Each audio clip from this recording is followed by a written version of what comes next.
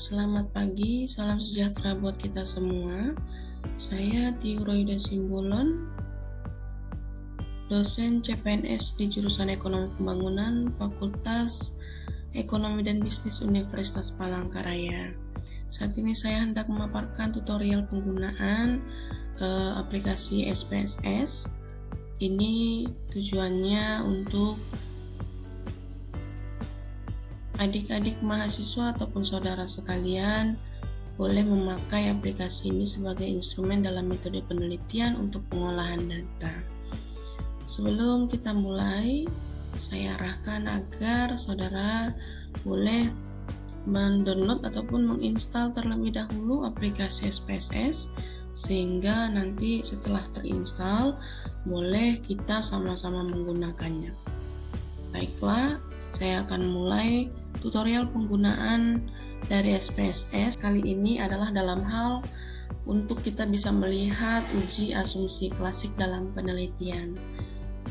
Jadi tampilan setelah kita membuka SPSS adalah sebagai berikut. Jadi ada yang namanya data view, kemudian ada yang namanya variable view. Data view ini adalah hasil tampilan akhir ketika kita sudah memasukkan yang namanya variabel penelitian. Jadi untuk menginput variabel penelitian untuk menggunakan kolom var di atas ini adalah dengan menggunakan variable view. Jadi kita alihkan terlebih dahulu ke variable view. Kita tuliskan di name itu adalah variabel penelitian kita. Dalam hal ini saya memiliki variabel penelitian X itu ada 2, kemudian variabel Y ada 1. Untuk tipenya sendiri saya isikan numerik karena saya menggunakan angka. Untuk width saya tidak mengubah, ya tetap tidak perlu diubah, tetap gunakan angka 8. Desimal saya gunakan 2 karena saya menggunakan nilai koma ataupun 2 di belakang koma. Kemudian untuk label saya isikan atau saudara bisa isikan keterangan dari variabel X1 itu sendiri. Jadi labelnya X1 saya punya data indeks pembangunan manusia, X2 itu adalah untuk label X1 itu adalah kemiskinan, X2 adalah indeks pembangunan manusia, untuk Y adalah pertumbuhan ekonomi, dari saya singkat menjadi PE. Untuk value saya non-kan karena saya tidak menggunakan nominal pilihan. Seperti jenis kelamin itu bisa dibuat angka 1 dan 2. Angka 1 bisa menerangkan jenis kelamin laki-laki, angka 2 bisa menjelaskan jenis kelamin perempuan. Itu nanti akan bisa diisi nilainya, tapi seperti ini. Nah, ini nanti kita bisa isikan untuk value dari pelabelannya, ya. Contohnya value-nya 1, ya, angka 1, labelnya kita berikan laki-laki contohnya. Namun karena saya tidak menggunakan, saya cancel saja sehingga hasilnya non.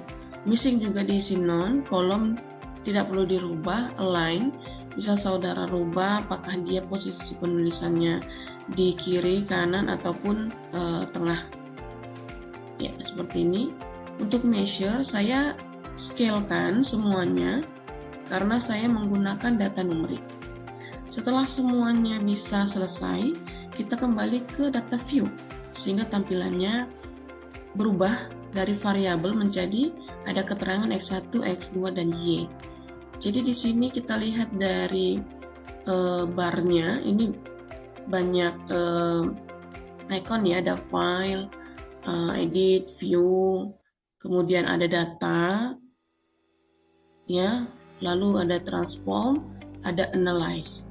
Kita lebih sering akan menggunakan analyze karena ini nanti yang akan menjadi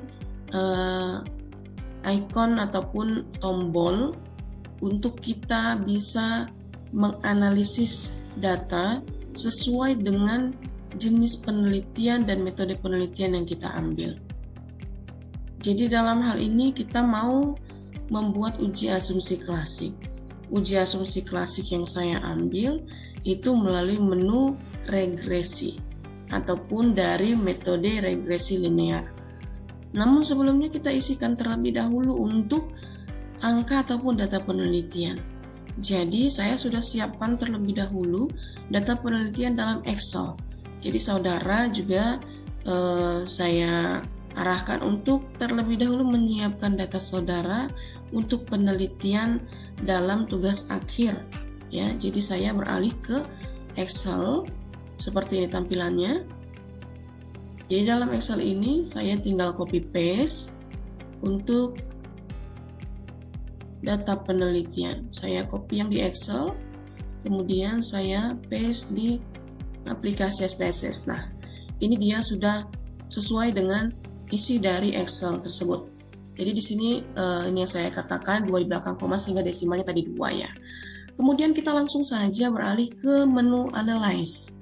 Ya, dari menu Analyze ini saya tadi sudah paparkan, saya ambil untuk uji asumsi klasik dari regresi linear. Sebenarnya bisa juga dari Kolmogorov-Smirnov ya, tapi itu hanya untuk uji normalitas.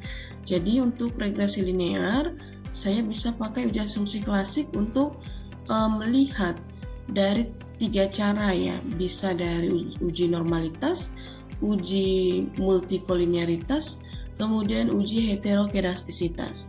Jadi saya klik untuk menu linear. Jadi ini ada tampilan linear regression, ada dependent dan independent.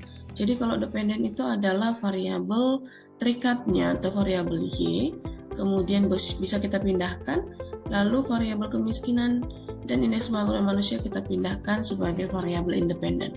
Kemudian kita klik menu statistik dan kita centang yang namanya collinearity diagnostic.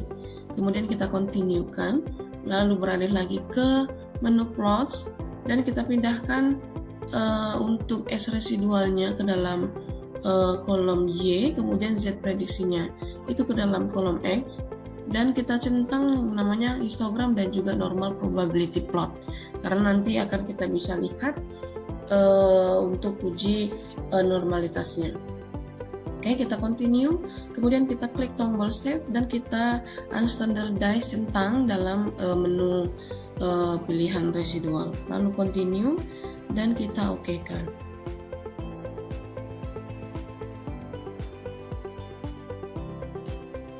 Oke, setelah ini keluarlah hasil regresi yang kita mau. Jadi ini adalah hasil-hasil regresi linear yang bisa kita pakai ya nilainya untuk menentukan ketiga uji tersebut dalam uji asumsi klasik. Jadi uji asumsi klasik ini ada 3 poin ya.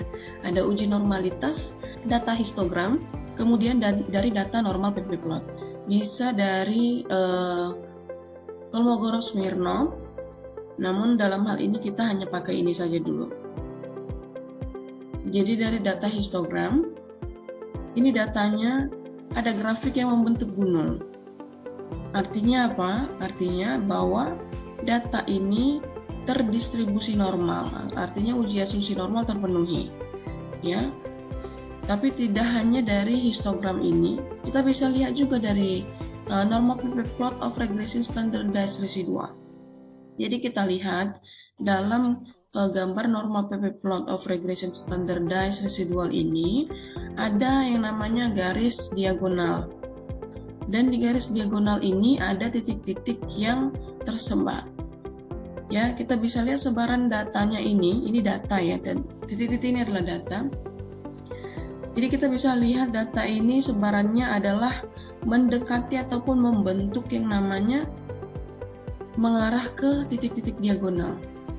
Artinya, jika sebaran data dalam sebaran titik-titik yang artinya data ini jika mendekati garis diagonal atau membentuk dalam garis diagonal, ini bisa dikatakan uji asumsi klasik dalam hal uji normalitasnya terpenuhi. Oke. Setelah itu, uji asumsi klasik adalah uji multikolinearitas. Ya, uji asumsi multikolinearitas itu bisa kita lihat dari hasil koefisien. Saudara bisa lihat, nah ini ada tabel koefisien. Kita bisa lihat dari nilai VIF variansnya dan juga nilai toleransinya. Nilai VIF untuk variabel kemiskinan dan indeks pembangunan manusia ini angkanya 1,9. Dan untuk syarat bebas dari multikulturalitas itu angka VIF faktor inflation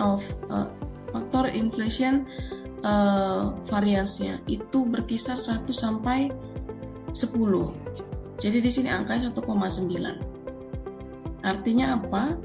Artinya syarat terpenuhi dan uji multikolinialitas terpenuhi juga, bebas dari multikolinialitas, bebas dari masalah ini maksudnya. Dan juga satu lagi kita bisa lihat dari nilai toleransi. Ya, toleransinya. Ini 0,5 kalau ada titik, ini dibaca koma. Ya. Jadi ini 0,5. Untuk syarat melihat dia terbebas dari multikolonialitas, maka syarat yang harus dipenuhi adalah angka toleransinya dia harus lebih besar dari 0,1. Jadi ini dia kan nilai toleransinya 0,5 ya. Berarti dia memenuhi syarat untuk terbebas dari uji multikolonialitas. Ya. Yang ketiga kita bisa lihat dari uji asumsi klasik dari uji heterokedastisitas. Ini bisa dilihat dari gambar scatter plot. Ya, scatter plot ada paling bawah. Nah, ini adalah gambar scatter plot. Kita bisa lihat titik-titiknya ini tersebar, tidak membentuk dalam satu sudut, ya, ataupun pada satu bagian saja. Ini tersebar sempurna. Artinya, jika tersebar sempurna, berarti ini bebas dari heterokedastisitas. Berarti datanya ini homogen, tidak heterogen.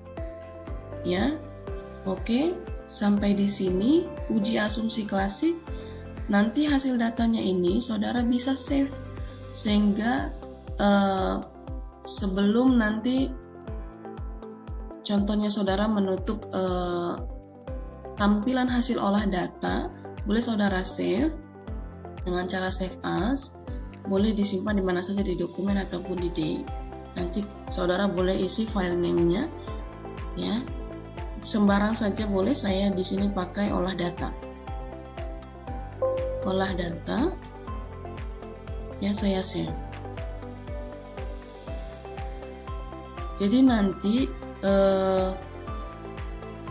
tanpa saudara membuka kembali aplikasi SPSS dengan memasukkan data kembali, regresi kembali, hasil datanya sudah ada, sudah tersimpan.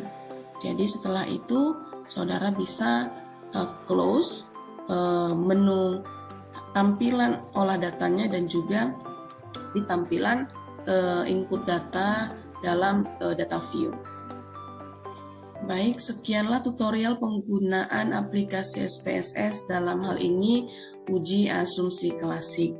Semoga bermanfaat dan selamat pagi semuanya.